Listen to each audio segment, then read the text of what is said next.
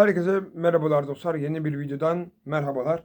Yeni bir konudan gerçekten merhabalar. Bu konumuz en önemli konulardan biri. Bu bildiğiniz üzere çoğu YouTube kanalı şey yapıyor dostlar. Hani eleştiri kanalı olarak başlıyorlar. Şimdi dostlar eleştiri kanalları üzerine konuşacağım. Ama o ondan çaldı, bu bundan bunu yaptı muhabbeti de hiç girmeyeceğim. Şimdi dostlar bu kadar millet birbirine niye düşüyorlar? Ben onu anlatacağım. Niye o ondan çaldı, bu bundan çaldı muhabbetine girmeyeceğim deyip giriyorum. Ben farklı yönden. Şimdi izleyicilerin bazıları diyor mesela içten içe sen ondan çaldın, bundan çaldın. Mesela en büyük eleştiri kanalı bizde kim? Beyaz Kurt. Ondan sonra ikinci en büyük kim? Lucarix diyelim. Yok. Ondan önce de bayağı var ama şimdi en büyüklerden, şu anki en yeni en büyüklerden bahsediyorum dostlar. 2-3 yıldır bu işi yapanlardan bahsediyorum. Şimdi 2-3 yıldır bu işi yapanlardan bahsediyorum. Ve bu insanlar dostlar birbirinden kopya içerik yapıyorlarsa hani bazı insanlar kopya içerik diyorlar. Ama ne kadar kopya olabilir? Sen hani buna inanacak kadar nasıl inanıyorsun veya neye göre inanıyorsun? Bunu bilmiyorsun. Bilmediğin bir şeye hemen kör kütük inanıp adamın ne tür bir içerik üreticisi olduğunu da bilmiyorsun. Ama diyorsun ki bu adam işte çalıyor, içerik çalıyor, içerik hırsızlığı yapıyor. Ya dayı bakın dostlar şimdi podcasterların çoğunluğuna şundan mesela çoğu eleştiri gidiyor. Siz arka planda oyun kullanıyorsunuz. Abi adam düz siyah ekran koysa sen oraya takılıp dinlemezsin ki. 2 dakikalık video sana 2 saat gibi gelir. Hele bir de adam yanlış anlatıyorsa. Yavaş anlatıyorsa. Yanlış demeyeyim de. Yavaş anlatıyorsa. Bir anda ağzımdan yanlışlıkla çıktı. Yanlış dostlar. Yavaştı. Neyse. Şimdi dostlar. Velhasıl kelam.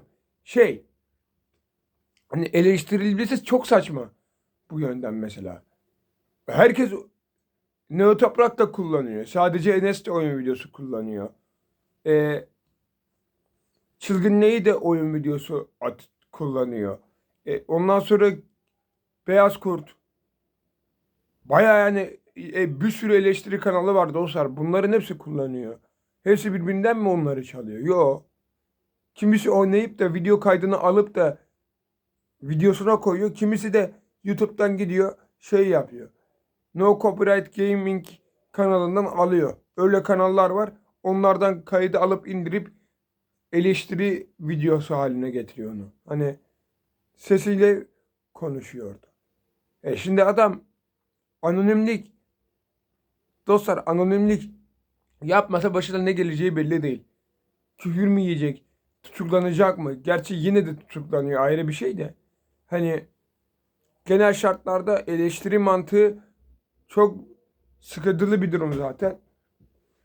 Eminim ki dostlar eminim ki şu yönde hani millet ya dostlar zaten bakın şöyle de bir durum vardır. Hepsine içerik çalıyor demelerinin sebebini ne biliyorsunuz mu? Adam aynı konuyu konuşuyor. Ahmet Mehmet'e küfür etti mesela örnek veriyorum. Ya da Ahmet Mehmet'in annesini öldürdü gibi bunun üzerinden adam içerik yapıyor diyor. Beyaz Kurt mesela yaptı böyle bir içerik. Örnek veriyorum. Neo Toprak da yapıyor. Ondan 1 saat sonra yayınlıyor. Veya Neo Toprak 3 saat önce yayınlıyor. O da ondan 3 saat sonra yayınlıyor. Yani sallıyorum adam 3'te yayınladı. O 6'da yayınladı. Öyle diyelim. Beyaz Kurt'tan sonra da yayınladı. Lucarix yayınladı diyelim. Veya Luther yayınladı. Şimdi dostlar bunları hepsi yayınlıyor dostlar. Adamlardan adamlara şöyle yorumlar gidiyor. Sen çalıyorsun. Ya dayı adam nasıl aynı konuyu konuşuyor da sen bir gidip bir bak. Başlığı aynı mı? Ekran profil fotoğrafı aynı mı? Kapak resmi aynı mı? Sözler, transkriptler birbirine benziyor mu? Hadi benziyorsa çalıntı mı? Ki birçoğu kişi aynı konuşur ama farklı bir şekilde anlatır. Sen bunu bilmeden hemen diyorsun çalıntı. diyor. Dayı herkes bunu yapsa o zaman eleştirinin bir mantığı yok. Yani namussuzluk mu yapıyor adam? O oyun videosunu kullanıyor diyor. Sen normal bir video izlemeye tahammülün yok. Adam orada bir şey anlatıyor. Sen onu da dinlemezsin o zaman. Hani mantık çerçevesinde eleştiriyorsan dinlemezsin benim gözümde. Dinlersen de ben de bir şey demem. Hani o kadar basit bir şey değil dostlar. Hani eleştiriyorlar ama bakmıyorlar. Şimdi aynı konuları konuşuyor, çalıyor diyorlar. Ya dayı herkes çalsa bu sefer önceki çalanlara yazık olacak. Hani öyle söyleyeyim. Şakasına diyorum bunu. Ciddiye alıp bana sövmeyin de. Şimdi gerçi dostlar şu da var. Şimdi eleştiri kanalların üstüne çok gidilmesi sebebi hep işte mesela Juadis'ten örnek vereyim. Yabancı ismi var. Yüzü yok. Görüntüsü yok. Bilmem nesi yok. Adam eleştirilmiyor dostlar. Eleştiriliyor da eleştiriyor da ama nickname belli. Ahmet Mehmet değil mesela. Juadis. Nasıl bir şey? Veya ne bileyim. Mesela şeyden örnek vereyim. Ee, aklıma gelmedi. Daha sonra örnek veririm. Şimdi dostlar adam anonim diye mesela adama küfür etme hakkını buluyorlar. Adam küfür edince de laf ediyor.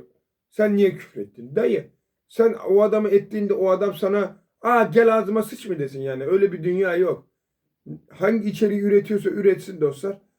Bunu yapmaya hakkınız yok. Adam eleştiri içeriği mi üretiyor? Oyun içeriği mi üretiyor?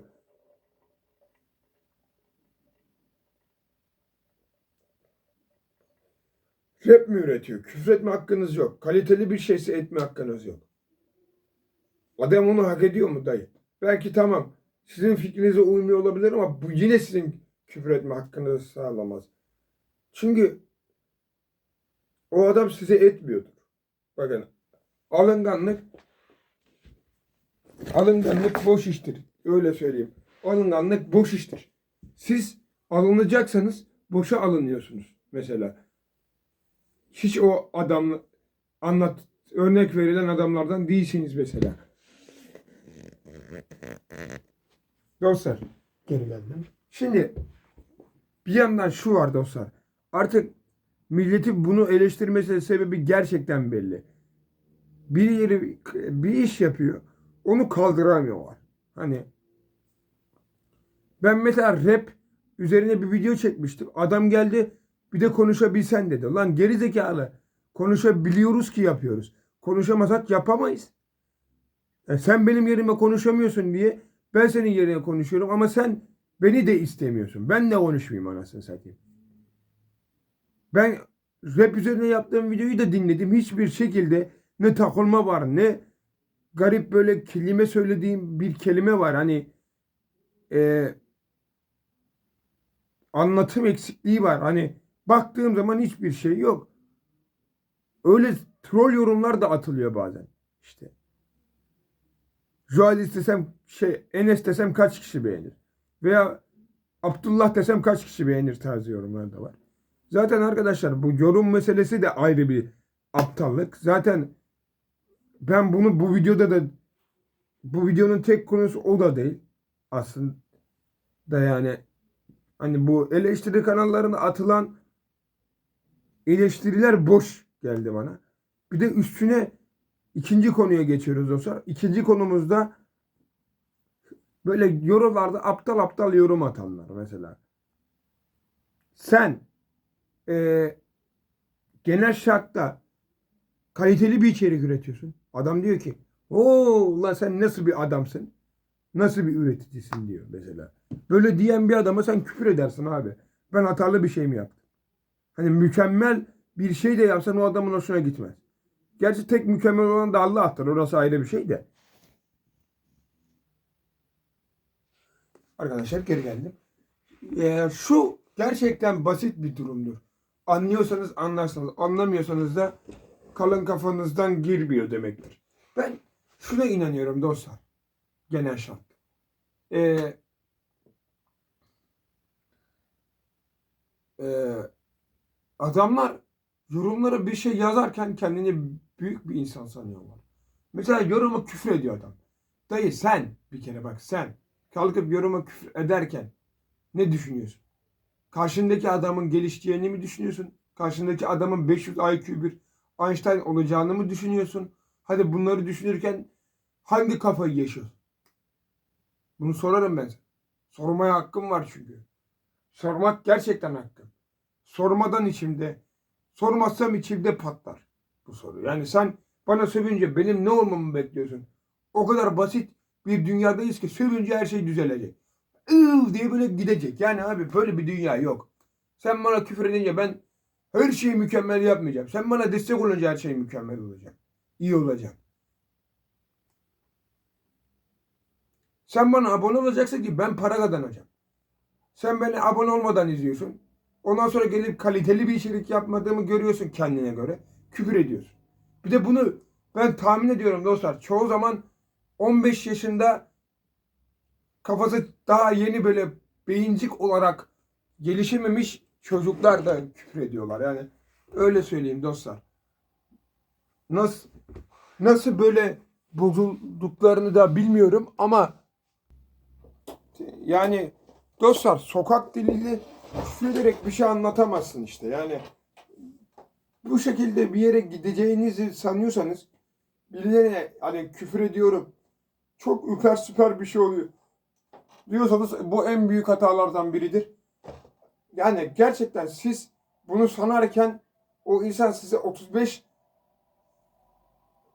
ekmek fark atar haberiniz olmaz. 35 fırın fark atar haberiniz olmaz.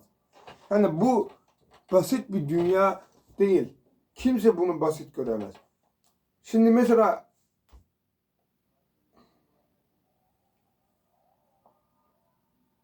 ben yorumları eleştirinin de bir ayarı vardır.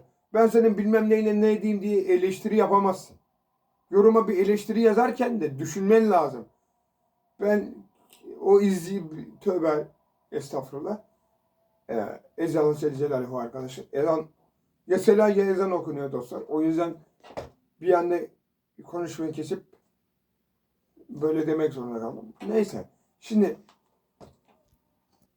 dostlar yorumlarda mesela Allah desem kaç kişi beğenir veya ne bileyim tayfadan sanız benim beğendiğim tarzı yorumlar oluyor ya. Ben bu yorumları da sevmiyorum mesela. Niye diye sorarsanız ya ne, dayı senin yaptığın yorumun bir yorum olacak bir değeri yok. Eleştirdiğin ya onları yazanların çoğunluğu bence 15 yaşında ergenliğini tamamlayamamış çocuk beyinli ergenler. Yani öyle söyleyeyim. Daha çocukluğu tamamlayamamış. Yani kurduğu kelimenin ne anlama geldiğini bilmiyor. Özellikle işte böyle saçma sapan küfür ediyorlar ya mesela dediğim gibi. Anaya, avrada ne bileyim olmamış çocuğa, ailevi değerlere, işte dini değerlere, milli değerlere ediyorsun da ya ben sana benim milli değerime küfür ettin diye ben sana dava açsam donuna kadar alırım. Büyük bir YouTuber olduğum zaman. Ne alırım yani. Almama hak almama gibi bir şansım yok. Çünkü sen bana hakaret etmiş sayılıyorsun. Benim saygı duyduğum şeylere saygı duymamış oluyorsun. Saygı duymuyorsan da sus ve dinle. Sus ve dinle. Dinlemek de istemiyorsan şey yapma. Beni geç. Beni ele. Beni aklından çıkar. Ben mesela her yayınımda bundan bahsediyorum. Sen bana sinir oluyorsan, benim sesimi duyunca, benim bu tipimi görünce ifrit kapıyorsan yayınıma geç dayı. Sürükle geç. Beni izlemek zorunda değilsin ki. Sen beni izleyeceksin, bana küfür edeceksin. Niye? Beğenmedin. Beğenmiyorsan izleme dayı. Kimse seni zorlamıyor. Ben Seni zorlamıyorum. Gel burada beni izle, bana abone ol. Git 2 gün sonra başka bir kanala abone ol. Bana koymaz ki. Umurumda da olmazsın. Yani senin gibi 200 tane adam geliyor. İki değil ki, senin gibi 200 tane adam geliyor bana. Ne fark eder? Ya böyle ben mesela arkadaşlar sanki yayınlarda mesela çok gibi ne denir, saygısız bir profil çiziyormuşum gibi geliyor ama adamlara işte adam bana küfür ediyor. Ben saygı duyup al benim ağzıma sıç mı diyeyim yani. Öyle bir dünya yok. Hani ben de o adama ederim. Kötülüğe kötülükle cevap vereceksin ki o kötülük ya daha büyüsün ya da o adam kendinin ne bok yediğini anlasın. Çünkü iyi adamları hep eziyorlar. İyi adamları hep yapıyorlar dostlar. İteliyorlar, aşağı basıyorlar. Saçma sapan bir durum.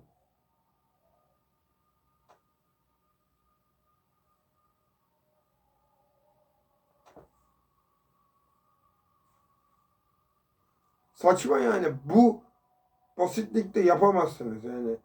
Beğenmiyorsan geç dayı.